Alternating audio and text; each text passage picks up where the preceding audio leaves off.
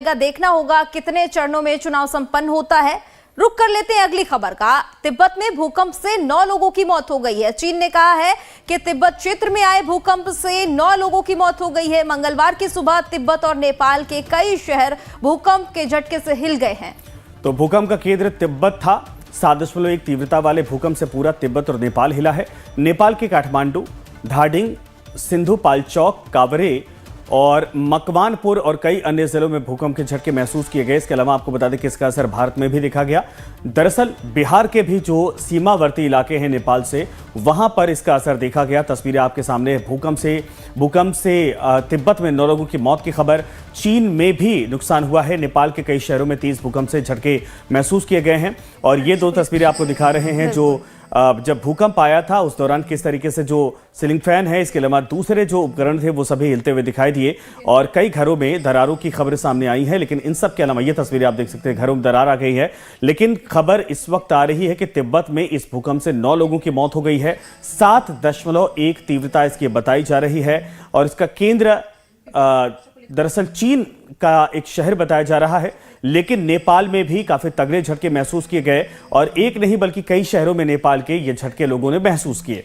बिल्कुल, जिजांग शहर केंद्र बिंदु बताया जा रहा है और ये 2 तस्वीरें हम आपको दिखा रहे हैं। मधुबनी में किस तरह से भूकंप के झटके कैद हुए हैं कैमरे में। दरभंगा में दीवारों में दरार आ गई है। दोनों तस्वीरों में साफ नजर आ रहा है कि भूकंप के झटके कितने ज्यादा तेजी से आए हैं। इसकी वजह से दीवारों में दरार भी आ गई है। नेपाल के कई शहरों में भी भूकंप के झटके महसूस किए गए हैं। 9 लोगों की जो मौत की खबर है वो भी साझा की गई है। तो बता दें आपको कि इस तरह से जो तस्वीरें सामने आई हैं वो आप देख सकते हैं। तो आपको बता दें कि भूकंप के झटके तेज थे और जो तस्वीर है देख सकते हैं कितना नुकसान हुआ है। सुबह सुबह जब नींद टूटा तो बहुत जोर से पलंग हिलने लगा और पंखा वगैरह भी काफ़ी जोर से हिलने लगा। जब हम बाहर आए तो देखे सारे मोहल्ले के लोग बाहर निकले हुए थे। बहुत जोर से भूकंप आया था, लगभग 6:30 पौने 7 के आसपास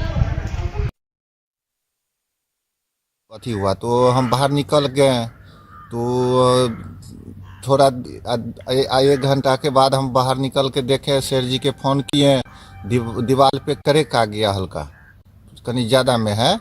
तो शेर जी के बोले हैं तो शेर जी आए हैं तो अपना देखे हैं। हम यहाँ ड्यूटी करते हैं नाइट का, वेद नारायण शाह नाम। कितना बजे भूकंप आया? 6 बजे के लगभग में।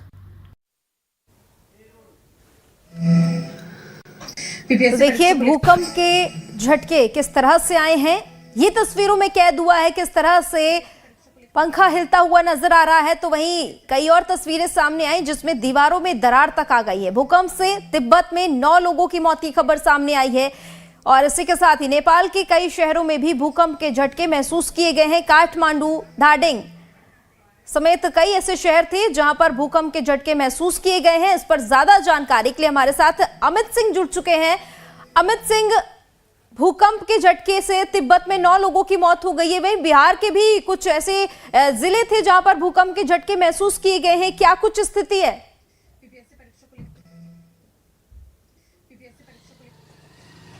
देखिए नेहा, सुबह 6:35 पर ये भूकंप के झटके महसूस किए गए हैं और जो आप जानकारी दे रही थी वो चीन का जो जिजांग शहर है वही केंद्र बिंदु है, जहां 7.1 जो है वो रिक्टर स्केल पैमाने पर इसको दर्ज की गई है, जो बेहद खतरनाक है।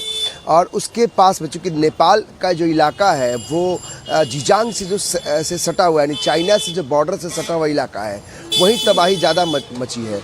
और उसके नेपाल से जो बिहार का जो ज़िला है, कई ज़िला है जो पूर्वी चंपारण, पश्चिमी चंपारण, इसके अलावा वाल्मीकि नगर और दरभंगा, मधुबनी, सीतामढ़ी, ये जो इलाके हैं वहाँ झटके थोड़े तेज़ महसूस किए गए हैं। लेकिन हम राजधानी पटना में जहाँ मेरी मौजूदगी है यहाँ भी झटके महसूस किए गए। हमने खुद भी महसूस किया कि दरवाजे हिल रहे थे, पलंग हिल रहा था, पंखे हिल रहे थे। तो ये चीज़ें जो है वो महसूस सबको हुई है।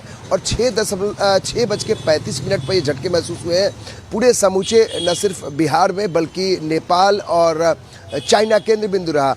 हालांकि बिहार में बहुत इसका नुकसान लोगों को नहीं हुआ है। कहीं दीवारें दरारें आई हैं, कहीं पर कुछ जो पुराने दीवारें थी वो टूटी भी हैं, लेकिन बिहार में इसका असर नहीं। नेपाल और जो चाइना में बेहद बड़ा असर देखने को मिल रहा है नेहा। लेकिन अच्छी बात यह है कि पटना में जो बिहार में जो ये रिक्टर स्केल पैमाने पर 4 के आसपास ये मापा गया है, यानी वो खतरे से थोड़ा सा नीचे है।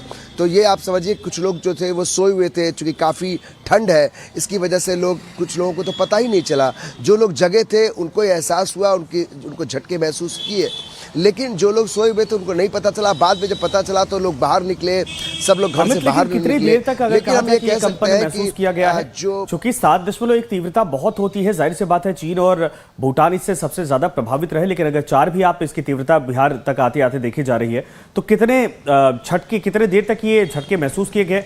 एक झटका था या कई दफा इस तरीके से महसूस हुआ?